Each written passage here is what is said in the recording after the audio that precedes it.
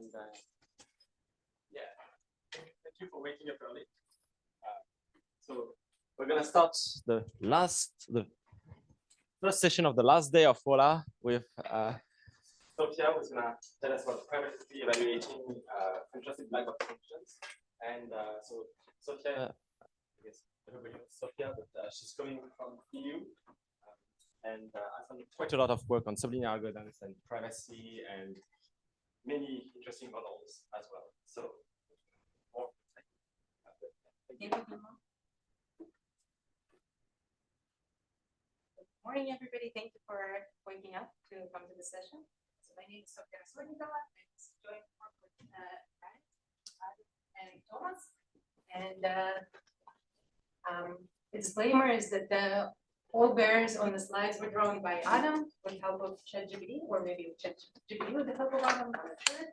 And Brian, I wanted to say all these difficult questions for Brian, but he's not here. But he's going to present this at the poster session.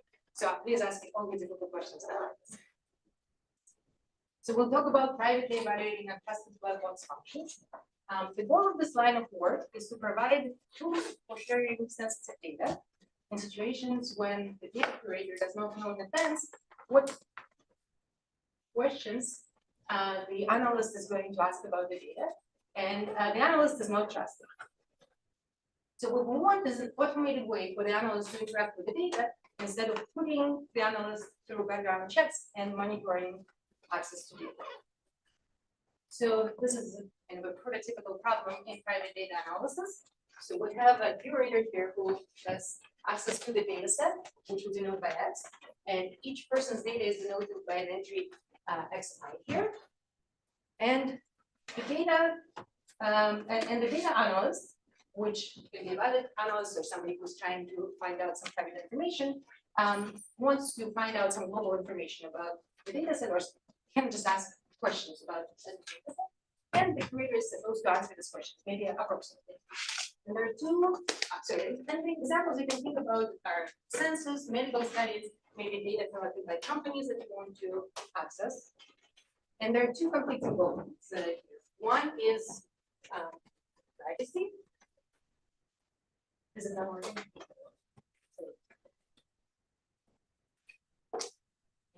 So, oh, now it's working. Oh.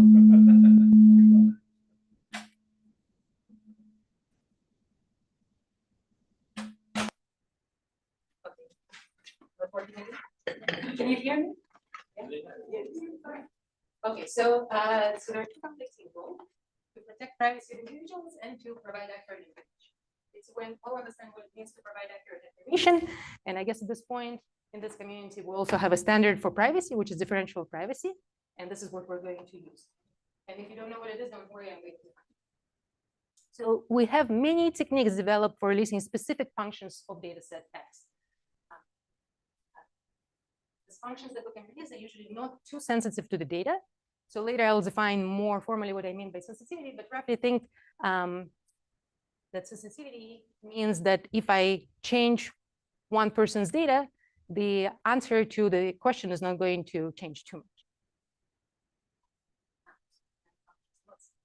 So there are many notions of sensitivity, and I'll define them formally. So what we are interested in is the black box privacy problem. So here, our data analyst, which we're going to call Anna, is going to send her question to the curator, who we're going to call Curie, in the form of a program. And she will ask the curator to evaluate her program on the data set and send her back the output of the program, maybe with some noise in it. So the overall algorithm that Curie runs has to be differentially private, right? So whatever he does, he runs the program. Whatever else he does to the program has to be differentially private. And the question is, what can Curie do in this situation?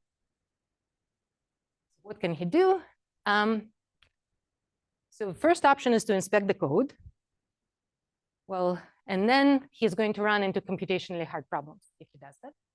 The second option is to ask Anna to implement F using some restricted language. In this case, it limits the functionality that Anna can use. And third option, this is the option we're going to study, is he's going to query the program that she sent as a black box in a few places just to check maybe sensitivity and try to answer her questions after that. So this allows Anna to construct arbitrarily complicated programs, and it enables her to obfuscate her programs. So an analyst might want to obfuscate her programs if she wants to hide her analysis from her competitors. Right? So let's say she's accessing Amazon data and she doesn't want everybody else to know what she's trying to figure out from it. So, yeah.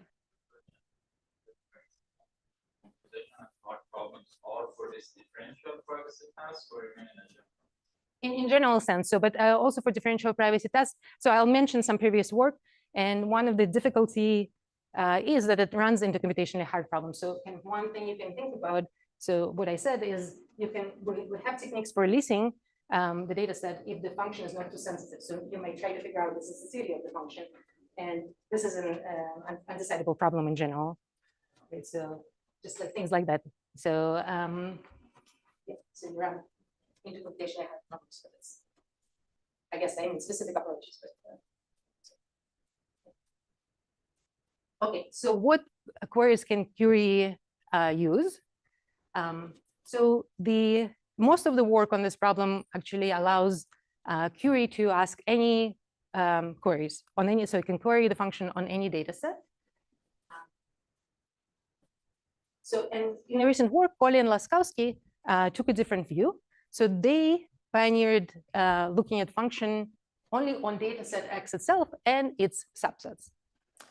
And so in some sets, the change of focus, this restriction allows us to deal with large or even infinite universe for individual data entries.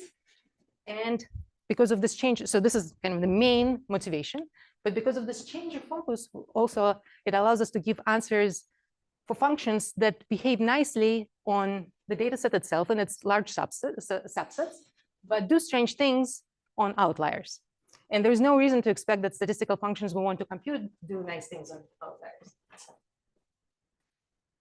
Another benefit is we get improved accuracy for functions that are more sensitive to additions of data entries than to removals. Okay, so there are many functions that behave like this. So here's a simple example. Let's look at the maximum of n numbers. So let's say we have n real numbers as our entries. And maximum can increase arbitrarily under addition of a new entry. Right? But it can decrease only in very specific ways if you remove one of the entries, right? So it can decrease by at most the gap between the largest and the second largest element. So there is a big difference with what happens under additions and under removals. So this is the approach we're going to take. We're only going to query the function on the data set and its subsets. And intellectually, it's also kind of pleasing because we consider actual data of people in our data set rather than adding hypothetical individuals. So this is the first kind of dimension. The second dimension is information provided by the analyst. So we'll look at this new setting, which we call automated sensitivity detection setting. So here the analyst supplies the black box function itself and maybe the range of the function. And this is in contrast to all previous work, so which we call claimed sensitivity bound setting. So there, the analyst, in addition to what I listed here, also would provide some parameters that describe the sensitivity of the function. So what's the big difference between providing the, let's say, the intended range and the sensitivity is that the intended range is very easy to enforce. So for example, if I tell you that the range is between, let's say, real numbers between A and B, right? If the program is outputting something out of the range, I can put it back into the range very easily. And sensitivity of F is actually hard to enforce. And as I mentioned, you can run interpretation of different problems. Okay, so the important thing is that privacy is guaranteed even if the parameters which are supplied by the analyst, Anna, are incorrect. And correct settings of these parameters ensures better accuracy, but we provide privacy unconditionally. Any questions about the setting? So if Curie notices that the sensitivity, like the claim sensitivity is wrong, they still will run the analysis, or they just say like. So they can say like, I don't want to output anything, right? But the overall, like, so they're allowed to say, I don't want to output anything, but the overall algorithm has to be differentially private. You have to be careful with things like this too, because maybe because you don't want to output anything, they'll figure something out about the data set. But we'll allow Curie not to output things. Okay, so I've been talking about sensitivity. Let me define the notions of sensitivity that we'll use.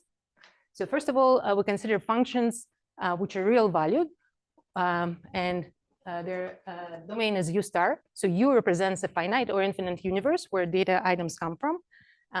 Each data set is a multi-set of items from the universe, a finite data set, right? So, and U star represents the set of all data sets. We say the two data sets are neighbors if one can be obtained from the other by deleting one data item. So this data set is obtained from this one by deleting x2, right? So they're neighbors.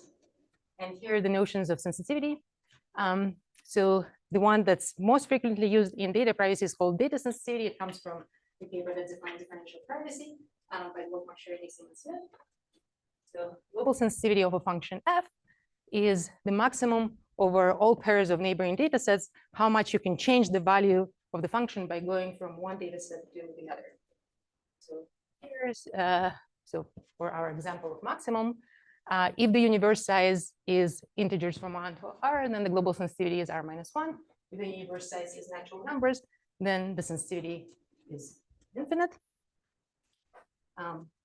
Also, if global sensitivity of function f is equal to c, then we say that function f is C Lipschitz, and maybe you've heard the notion of Lipschitz constant.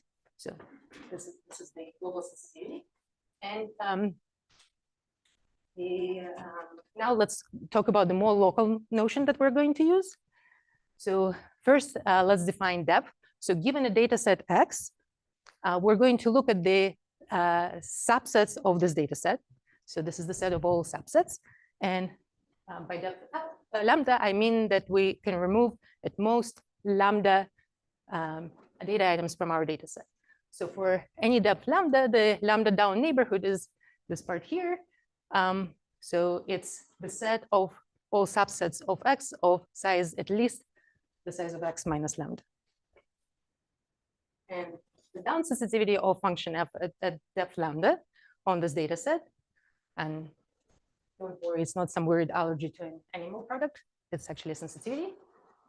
So it's the maximum over all points z in this down neighborhood by how much I can change the value of the function starting from being at x. Right?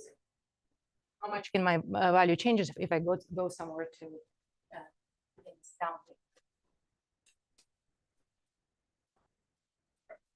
So here's an example. So again, the maximum, suppose this is my data set. So what's down sensitivity at depth, let's say 3 for this data set. So how much can I change the value of the function? So right now it's 3, right? So if I remove 3 elements, how much can I change the value of the function? So it's easy, so it's best in terms of like the largest change to remove the top elements, right? So if I remove the highest elements, I will get 2, so the change is 1. Any questions about this? So the goal is to get a much better bound than just saying it's going to be at lambda times the proposal. Right. So the goal is to phrase our accuracy in terms of this, right? So in terms of the down sensitivity instead of global sensitivity, because global sensitivity can be much bigger than down sensitivity. I mean, it's not at most lambda times the global, upper bounded by the global.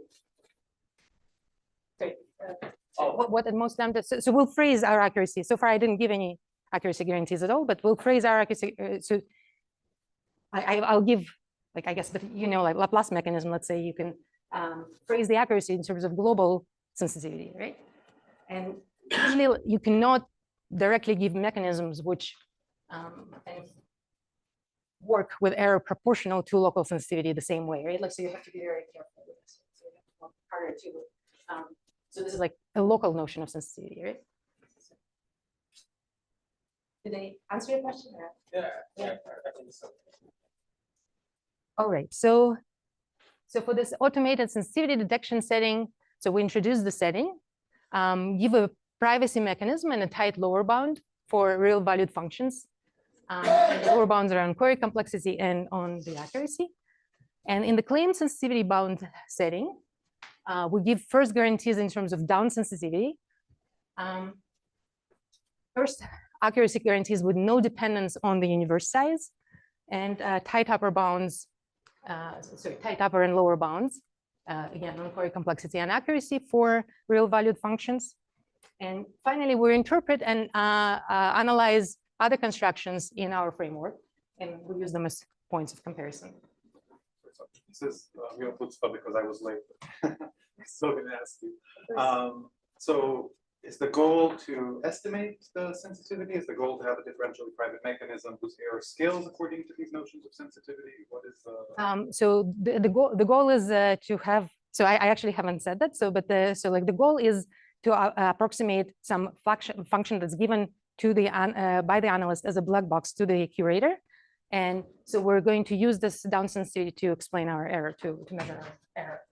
So the goal is to have a privacy preserving mechanism whose error scales by these more relaxed or more, whatever the right direction is. More local, smaller notions. sensitivity. But I haven't even actually said this this way yet. So so far I said the goal is to output the approximation to black box So function. the claim sensitivity bound setting, we're still not trusting. We're still not trusting. Just give us a claim. So this is the setting that we had in our paper, which I'm about to mention. So let's compare it to previous work. So this the paper that defined this black box model and our recent work with, so I don't know, Jane is here. So Jane and Ephraim, who is now here and also co-author on this paper.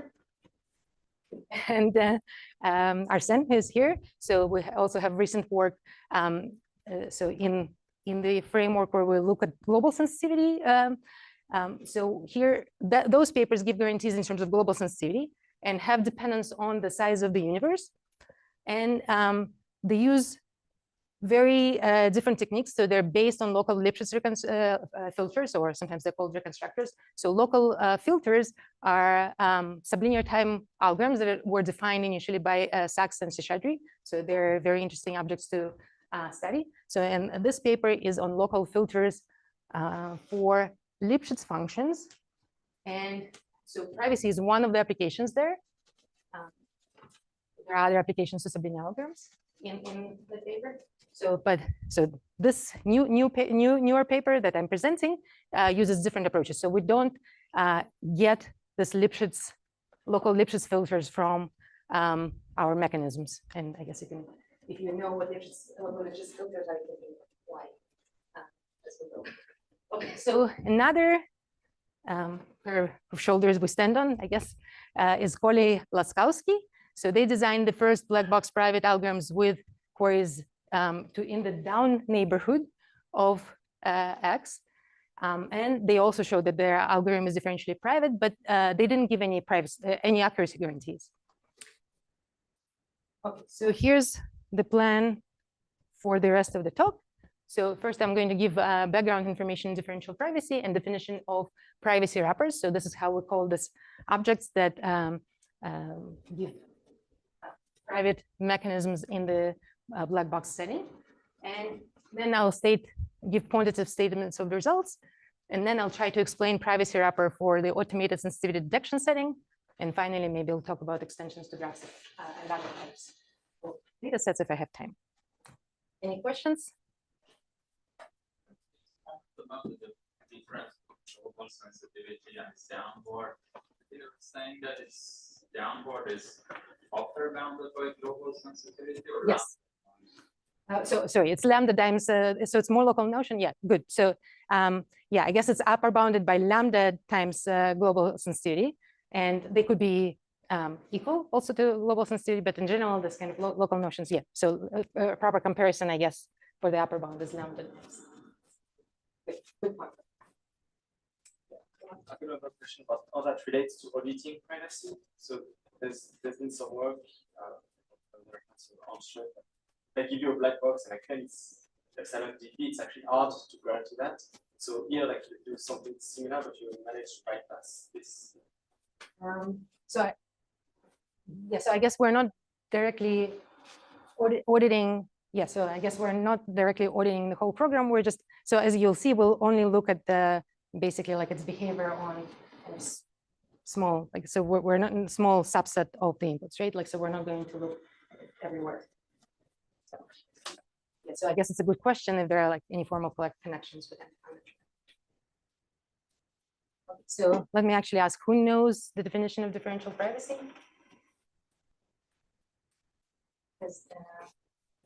So maybe I'll define it. So very briefly, so the intuition is that an algorithm is differentially private if its output distribution is roughly the same for all pairs of neighboring datasets. And a reminder that datasets are neighbors if one can be obtained from the other by removing one of the elements. So if you've never seen the definition of differential privacy, you should think about it as follows. So like the output distribution of the algorithm should be roughly the same whether your personal data is present in the data set or not. And so this is a formal definition, which kind of takes a while to digest. So maybe don't worry about it if you've never heard about it for the talk. So the algorithm is given two privacy parameters, epsilon and delta, and is differentially private if for all pairs of neighbors and all possible sets of outputs, the probability that the algorithm, given one of the neighbors, outputs something in the set S versus the same probability on the neighboring set X prime are roughly the same. So they can differ by e to the epsilon and this additive term. And if delta is equal to 0, we say A is purely differentially private. And this is kind of a slightly different setting than when delta is greater than. Okay, so let me mention basic differentially private mechanisms that we're going to use. So they're all both purely differentially private. So meaning that delta is equal to 0. So the first one is Laplace mechanism, and it's used. So the version that I'm giving is used for approximating real valued functions. And basically, given a data set X, you can return the value of your function on the data set plus some noise variable. And the noise variable is drawn from Laplace distribution with a standard deviation proportional to global sensitivity of the function over epsilon. Right, so basically, in terms of global sensitivity, we can give very good guarantees, right? So like if your global sensitivity, the global sensitivity of the function is low, we can release the function with differential privacy very easily. And previous work on the black box problem tries to emulate this mechanism for the case when the claimed global sensitivity bound is correct. So basically, we're given the function as a black box. We don't know what it is. So the analyst claims some global sensitivity. If it's correct, then the previous work tried to basically mimic this mechanism and give similar accuracy. But the difficulty is that we don't know whether the claimed bound is correct. Okay, so another mechanism we're going to use is exponential mechanism. And this can be used for approximating functions with very general range, not necessarily real valued, but let's say finite range. So here, so you have to design a score function for every data set X. It's a function of potential output Y in your range. And let's delta be the sensitivity of the score. So what's the sensitivity in this case? So for any two neighboring data sets, X and X prime, the score with respect to X and with respect to X prime for any item that you might output has to be at most delta for any Y that you might output. So once you have this, you on data set X, you return each Y in the range with probability which is proportional to E to this power. And this power is epsilon times the score over, roughly speaking, sensitivity. So this mechanism is also epsilon 0 differentially private. And I'll just stated, but maybe if you haven't seen it, don't worry about it. So specific, so we can say what its accuracy is.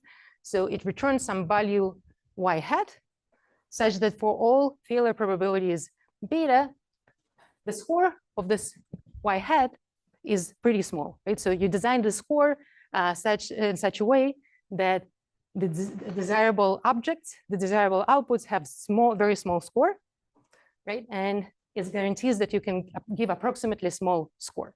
So it's almost the minimal score plus something like sensitivity over epsilon times log term in the size of the range over beta. So you can output this from the package. Okay, so last review slide is, so there are two important for. Do you have any simple example for score function? So we'll see it. So we'll see it, and then maybe let's postpone it. If you haven't seen it, then we'll have to come back to it. So just we can do this, and the simple example will be in the if we get it. So properties of differential privacy. So post-processing, if you have a differentially private algorithm, and then you run any randomized algorithm after it on its output, and the randomized algorithm doesn't access the data, the result is differentially private. And composition, if you have two differentially private algorithms, then they compose nicely, basically.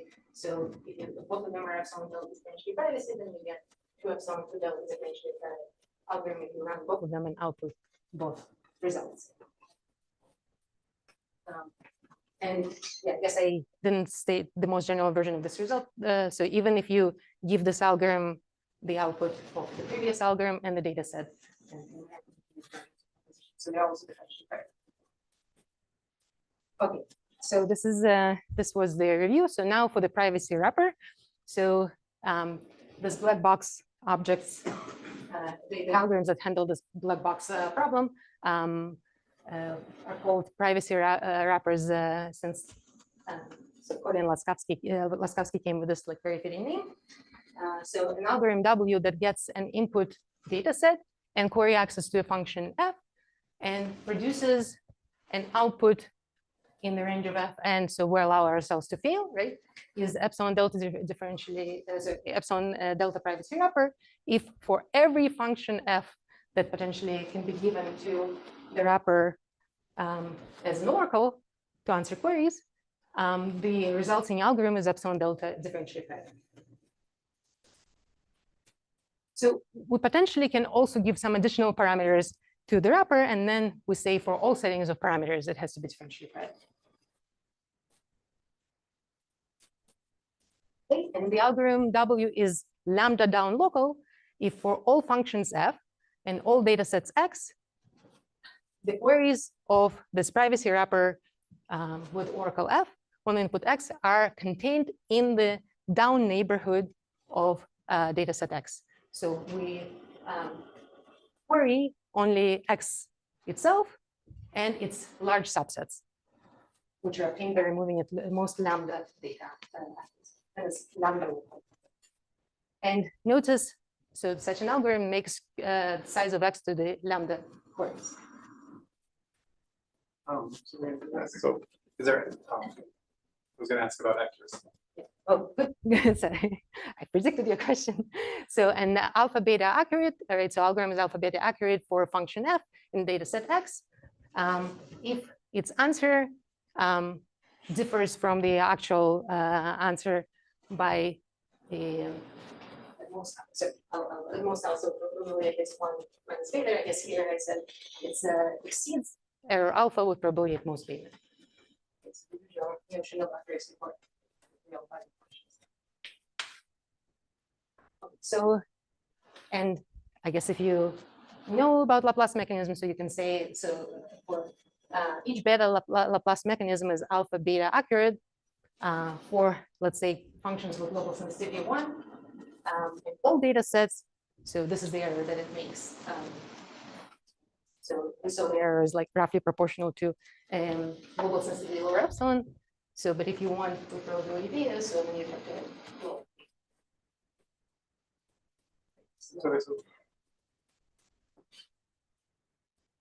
Are you saying something about privacy here, or just in the example? This is example of accuracy. So like we know that the accuracy statement in this form. So it's alpha beta accurate for every. Like the global sensitivity has to do with privacy, right? So the mechanism itself, what it's going to do depends on global sensitivity, right? So we already discussed that it's private. So are you assuming that that's one of the parameters that is going into the mechanism? Or To the Laplace mechanism, yes. I see. Yeah, the Laplace mechanism itself, right? So like what it does, it outputs things with global sensitivity over epsilon, right? So Laplace is on the scale like that. So we discussed that it's epsilon differentially private, and you can also give accuracy guarantees for it, right? So this is one way to phrase it in terms of this alpha beta accuracy. Right, but sort of to define it in the way you want it, you somehow need this global sensitivity to be coming in as an extra parameter. Or no. Yes, yes, for this, yeah. Yeah, so I guess this is so this is not a privacy wrapper. So why is it not a privacy wrapper? That it's not private. So I guess this is what was bothering me. When the parameter global sensitivity is not selected correctly, right? So that's why it's not a privacy wrapper. Does it make sense? Oh, so we're done with background and the definition. So now we're going to, I'm going to state quantitative results. Okay, so first for automated sensitivity detection setting. So this is the setting that hasn't been investigated before. So the starting point for our algorithm is the shifted inverse mechanism, which I'm going to call Shai, by Feng, Don, and Yi. It is an epsilon zero differentially private algorithm for releasing the value of a monotone function, but it's not a privacy wrapper, right? So we heard a lot about monotone functions yesterday, but let's find them in this context. So what we expect, the function f is monotone if f of x is greater or equal to f of z for all x and z such that z is a subset of x. So it's x, z is some subset of it. So f of x has to be greater or equal to f of z.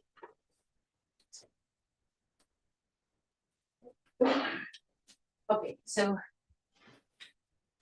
so again, I want to stress that this mechanism that we're starting from is not a privacy wrapper because it's private only for monotone functions. So if we give it some function that's not monotone, it's going to not be private, right? So it works for real valued functions with a finite range. And so this is the algorithm we're talking about. So works only for monotone functions, and its accuracy actually can be phrased in terms of down sensitivity at depth lambda. And lambda here is 1 over epsilon log size of y over beta. So I didn't discuss accuracy guarantees for an exponential mechanism, but you'll see this is something we can get from. So the first thing we do, we change this algorithm so to give epsilon delta differential privacy. So it's no worse in terms of privacy because we had non-zero delta. Other guarantee, so this guarantee is similar. So the lambda is different. So lambda is smaller. So the dependence on the size of the range became much smaller. So instead of log size of y, it becomes 2 to the log star of the size of y. But we have this one. So, but it's still not a privacy wrapper. So they work only for monotone functions. So then we give a privacy wrapper based on these two mechanisms. So it's private for all functions. So it is a privacy wrapper. The guarantee is similar to lambda, and it basically has the same down locality. So for if you want epsilon zero differential privacy, it's going to have to this depth, one sec. And if you have epsilon delta, it's going to go to this depth. Yes, this is for finite range y. Yeah, for finite range. Sorry, it doesn't work, but when I was looking at this, oh, we've got filters for monotonicity, and we've got something that only works for monotone functions. So very good, very good. So what the objects we use end up like, so so the result is better than like if we were using filters, and what we give is not quite a filter. So so the very, very good thinking, right? So we're going to give something for monotonicity, and I guess you can ask me again, but you can think as we go why it's not actually a monotonicity filter. So it kind of sidesteps this a little bit. But even if, is it clear that if we wanted to just compose a monotonicity filter, the thing, it's not clear that would be the private. The monotonicity filter itself might be very sensitive. So it would probably be differentially private, but the accuracy would not be guaranteed, right? Like, so it depends, I guess it depends what you do, but you could do it in differentially private way, right? So you can guarantee differential privacy, but then what does it do in terms of accuracy is not clear. You can most likely guarantee, like, so if your filter doesn't change functions that are monotone, then I guess you, at least in the case when they're giving you a monotone function, the question is also for a complexity, right? So, okay, so this is a generalized shy mechanism, shifted inverse, and so for lower bound, so we basically match this except for this blue term, right? So here, so our mechanism does the minimum of these two, and the lower bound is also the minimum of these two things, except that doesn't have this blue term. So the form of the lower bound, if you want your guarantees to be like this, so you want it to be epsilon delta differentially private for all functions, and you want your accuracy to be in terms of the down sensitivity at depth lambda, then your lambda has to be at least that big. So these are the results in the first setting. So in the claimed sensitivity bound setting, so we take two, as a starting point, we take two constructions. So first of all, we interpret the Lipschitz extensions of Cummings and Durfee as a privacy wrapper. And then, so Coley and Laskowski, remember I mentioned they gave a differentially private privacy wrapper. They didn't analyze its accuracy. So we will analyze its accuracy and we'll try to see what we can do starting from that. So Cummings and Durfee, so their goal was different, but whatever they do, I'm not going to explain since I don't have time, can be interpreted as a privacy wrapper. So it has very good accuracy. It has accuracy C over epsilon, where C is actually, so C Lipschitz on this down neighborhood. So in this case, lambda though is the size of X. So on the entire down neighborhood of the data set. So it has to be just C Lipschitz everywhere below the data set. So but this is very good. And the second one, this mechanism called, they call it Tahoe. And so the accuracy is worse. So we prove this accuracy statement for it. And the down locality is much better. So it's 1 over epsilon log 1 over delta. And so the question is, can we get the best of both worlds? And the answer is yes. So we give this subset extension mechanism, which gets the accuracy like in Cummings-Durfee. But instead of looking down at the entire down neighborhood, it looks down only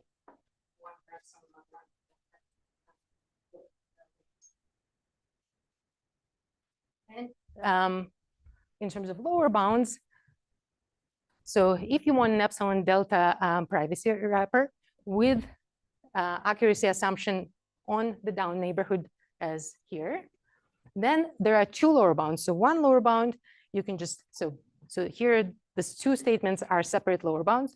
So the first lower bound just follows from known results. So you can take, let's say, a function x, f of x to be the size of your data set x. And even for this function, we know that we need error at least c over epsilon, where c is the down sensitivity. So basically, by just taking known functions as examples, you get that the accuracy cannot be better than this. And in terms of down locality, so we'll prove this down locality.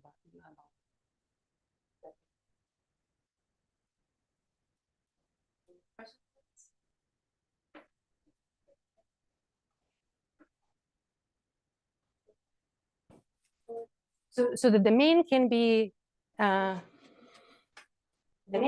anything. So it can be even infinite. So, but the range we're considering here, right? So I was kind of phrasing our domain. So, but the range we're considering here is one-dimensional, right? So the output so far is just the irrelevant, let's say, irrelevant. So, but here it can be actually a real number, right? So it doesn't have to have a finite range. So one of the open questions is try to extend it to multi-dimensional. Okay, so now next I'm going to try to explain as much as I can about our privacy wrapper, or one privacy wrapper for the automated sensitivity detection setting. And so here, so our bear is going to get the black box function. It's also going to get the range. And so this is the plan. So we're going to talk about the shy mechanism first. Remember, that's the mechanism for monotone functions. Then we're going to modify it to get better dependence, on the size of the range. And then we're going to go from monotone to general functions. So now let's consider some function g, which is from our data sets to some finite subset of real numbers. And now we're going to assume that this function is monotone. So this is the main kind of action in the mechanism, in the shy mechanism. So we're going to define this functions g sub j. So for each j from 0 to lambda, so we're going to go deeper and deeper. We're going to look at the minimum. So let's say we're currently looking at this level. We're going to look at the minimum of this down neighborhood at this level. And because the function is monotone, you can equivalently think at just the minimum of the level itself. So I write it like this because sometimes it's more convenient to look at it like this, but just keep in mind that you can actually calculate it from the level itself because the function is monotone. So we're going to consider minimums of this bigger and bigger down neighborhoods. And we're going to put them together at this in this vector g vector of x. And notice that g0 of x is g of x itself, so the value of the function in the data set. And then these values are going to get smaller and smaller. Okay, so now we're going to, sorry, this is your introduction to the exponential mechanism, but we're going to use it now. So for each answer in potential answer in our function's range, we're going to define the score. So the score is with respect to the data set. So this is the smallest number of these values that must be changed in this vector to make y the median of the resulting sequence. So if you want something simpler, so think of this GJs as maybe the data set itself. And then what we're doing here, we're actually trying to set up for the exponential mechanism, which is going to release the median of the entries. So if you want to release the median, this is what you would do. So, but here the kind of complication is that these are not our data entries. This is something that we computed from data. Okay. So, okay, so the score is the smallest number of these values that we must change in order to make whatever answer we're trying the median. So it's used in the exponential mechanism for the median. And so this is the mechanism. So it gets all these parameters, right? So, and importantly, query access to a monotone function g. And the lambda, so we set lambda to what I promised in the table. And then we compute this vector of g's. Then we compute the scores as here for all values y in the range. And we return the output of the exponential mechanism around with the scores. So each score is output with something proportional to e minus whatever. whatever I said. I think so. So this is what the mechanism does. Any questions before we try to understand why it's good? Okay. So let's try to analyze it. So this is the summary of what important definitions from it. So the most important property that's used in analysis is the following interleaving property. So it turns out that if function g is monotone, and if we look at two neighboring data sets, let's say x is a subset of x prime, then the corresponding g vectors, so this g sequences, they're interleaved. So you see here the blue and the green ones. So the blue ones are for x, and the green ones are for the neighbor x prime, which is above it. So, and here we have the blue sequences. So we have blue, green, and we end up with green. So let's try to understand why it happens.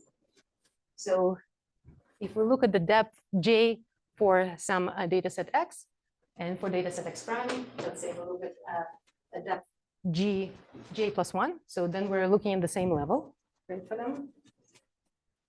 So let's prove that the sequences are interleaved. So first, if we look at the green, so actually, should I prove it, or like did I lose people? I can just say, who wants me to prove it? Okay. Some people are following. Okay, so let me prove it. So we have green numbers and red numbers, so blue numbers here. So first, we're going to prove that. So you see, green numbers have slightly bigger index than subsequent blue numbers. So we're going to prove that g sub j plus 1 on this larger data set is less than or equal to g sub j on x for all j. Okay, and then we'll prove blue versus green. Okay, so let's look. So this is the picture for them. So if we look at the data set x at level j, right? So this is the corresponding down neighborhood we're looking at. And for x prime, this is the corresponding down neighborhood, right? Like, so the green down neighborhood contains the blue down neighborhood, right? And so what are we doing here? We're computing the minimum over this, and here we're computing the minimum over this, right? So if you take the minimum over a bigger set, you're going to get, you can only get a smaller number, right? So this is less than or equal than this, right? I got myself. So x prime contains x. No. X prime is this one. So look at this picture. So x prime contains x. Sorry. There's some extra element in x prime that is not in x. Yeah, so one more element in x prime. Isn't that one element in the set? Can't it be in the set j plus 1? So here we're going to bigger. So everything that's here, so in this down neighborhood, is obtained by removing at most j elements from x. So all of this data sets can be obtained also by removing first the extra element and then the j elements. So it's in the down neighborhood, which is obtained from x prime by removing at most j plus 1 elements. Oh.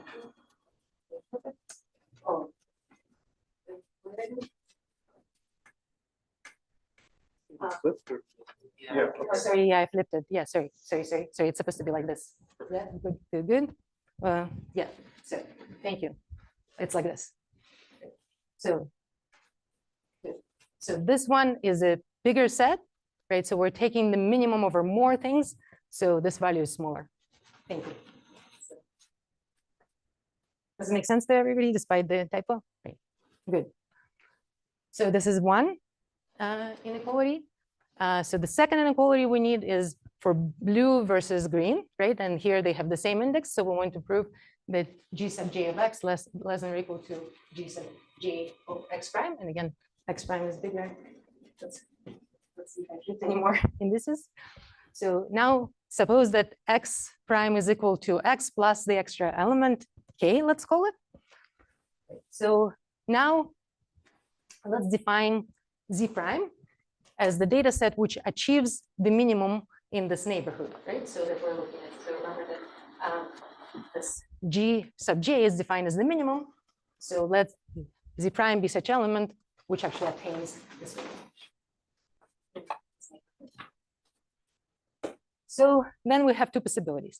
Either this element that attains the minimum is in this blue part, right? Or it's not in the blue part, and then it still contains the element k plus some other elements, so we can define it as something like z, which is 10 minutes. I think I completely over. Okay, let's finish this proof. Okay, this is 11. Okay, so so in the first case, so if it's actually in the blue neighborhood, right, then this is going to be the minimum over that number and something else, right? So this is going to be less than or equal to. And in this case, in the second case, if it's this z plus this element k, then so the g sub j of x is less than or equal to. So in particular, z is in that neighborhood. So it's less than or equal to the g of z, which is by monotonicity property is less than or equal than g of z prime, which has one extra element. And this is by definition is the g sub k. So here we use the monotonicity property for sure. Okay, so this is the interleaving property. Okay, and I don't know how I can explain the rest. I guess the last one later. So we have this interleaving property. The interleaving implies privacy. I'm not going to maybe I'm not going to explain it. So interleaving, just believe me, the interleaving property implies that this mechanism is private.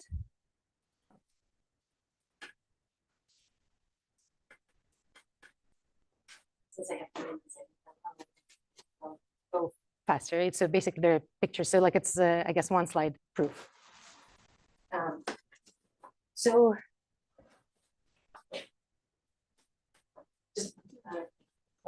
so with probability 1 minus beta, so y, it's going to output y with the score. So this is a kind of follows from the guarantee of that we said of the exponential mechanism. So the if you think in terms of the score, the median itself is going to have score 0. And so we're going to output something with a score that's not too large. So this is the error in the score. And basically, if we have enough layers, right? So if we have enough numbers in this computation, then we're actually going to output something between the smallest g and the largest g, right? So we're going to output something between them. So, and each of them is defined in terms of some element here. So we're going to output some value, which is between the largest value in this neighborhood and the smallest value in this neighborhood. So indeed so this is the actual value, since the function is monotone, between the minus the down sensitivity and the largest value, which is g of x itself. Okay, so to modify psi, we abstract away what's going on there. So the original version of psi can be abstracted as a reduction to something called as a generalized interior point problem. So given a point sequence of numbers, we are going to define the how. So it's kind of a one-dimensional convex how, right? So it's the interval between the minimum and the maximum number in the sequence. So this is the how. And so the interior point problem is given a data set X, we would like to return something in the how with the usual definition of differential privacy. And this generalized interior point problem, which was studied for, I guess, related reasons, is given a data set X. We construct some vector of values A from it. And we have to return something in the how of this vector A. And it has to be differentially private for all neighbors X and N prime.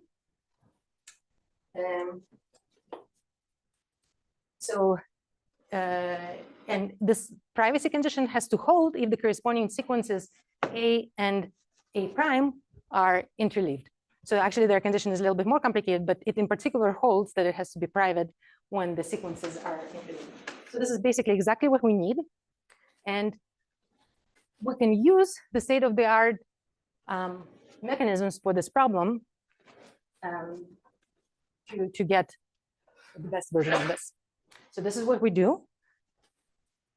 So instead of using this mechanism just to release the median, we just use the best algorithms for generalized interior points. So accuracy of this algorithms translates into locality lambda for this modified Shai.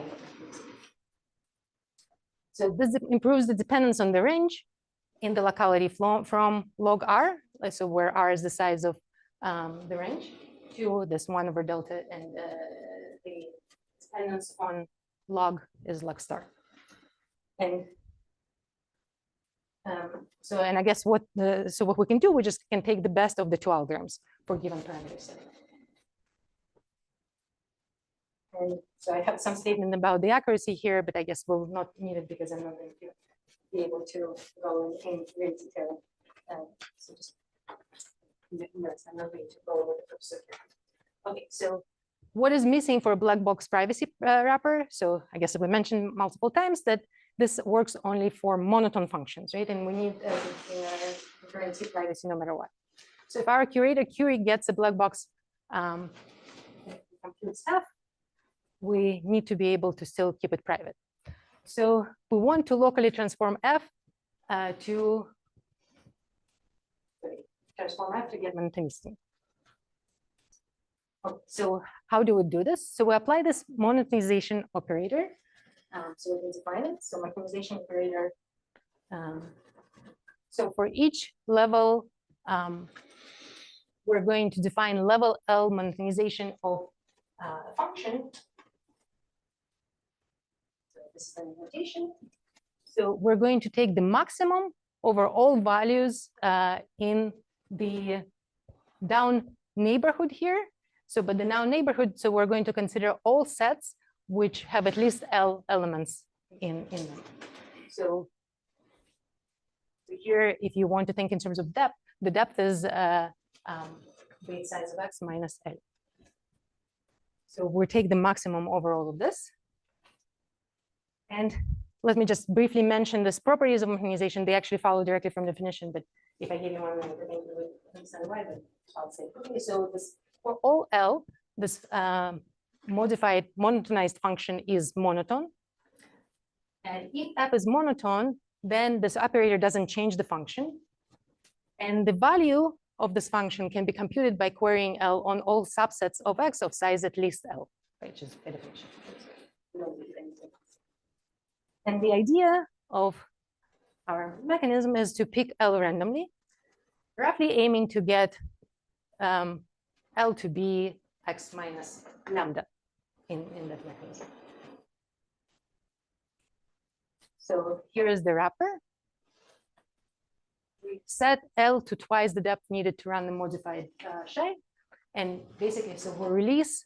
So here, I guess you can think about it as we're actually releasing the size of the dataset X, but so it's kind of set up so we get the right L. So we can use just Laplace mechanism to release it. And after that, we run modified Shai with the appropriate parameters on this monotonized version of the function. Okay, so I'm not going to, I don't have time to analyze it, but you can think about in terms of for constructors, I guess what it's doing. So all of these functions, monotonized versions, so there are different monotonized versions of the function, right? So they, for different L, will have different monotonizations. They're all monotone, right? So you can think of it as doing maybe monotonicity reconstruction, but it's not kind of not necessarily local because this L is kind of fixed and we choose it according to the size of X. So we use different monotonization depending on X. So it is kind of in that sense, it's not giving you, like, we're not reconstructing to one specific monotone function. So what would go wrong if you just use a fixed L? So what would go wrong? So it would give you a monotone function, right?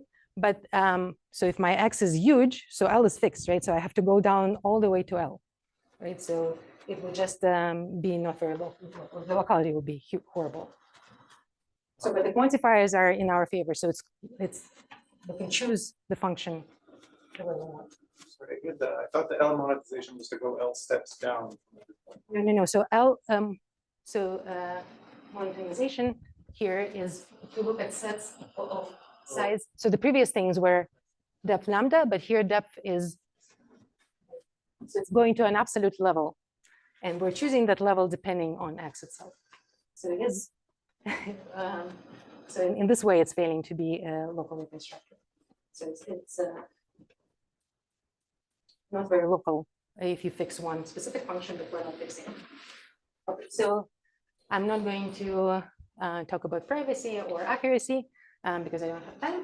So, but the point is that we get privacy wrapper with these guarantees, whatever they have for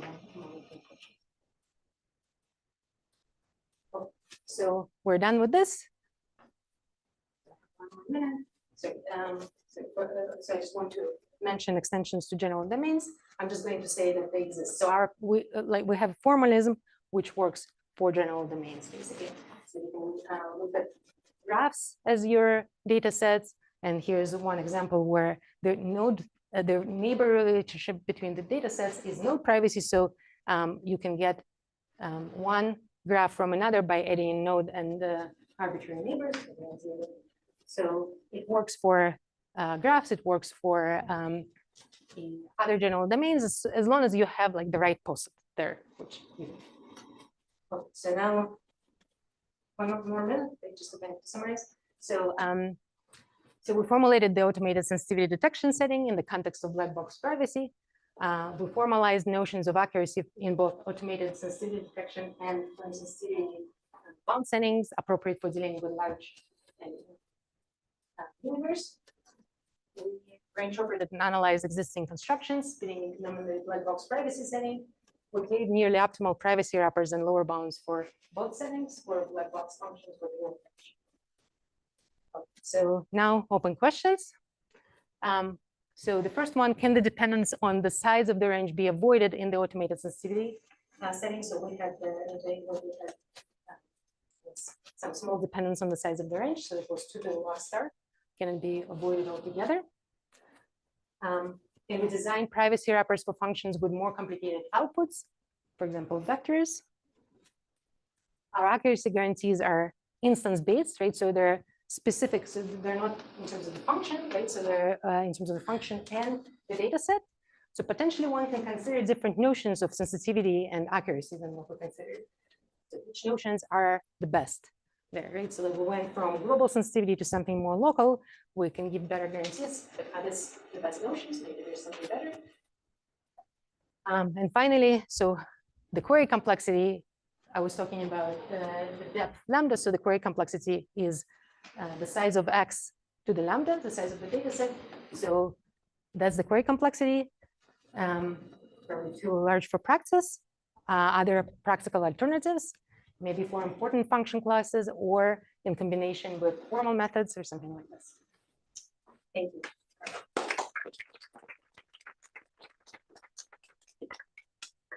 So while is there any question?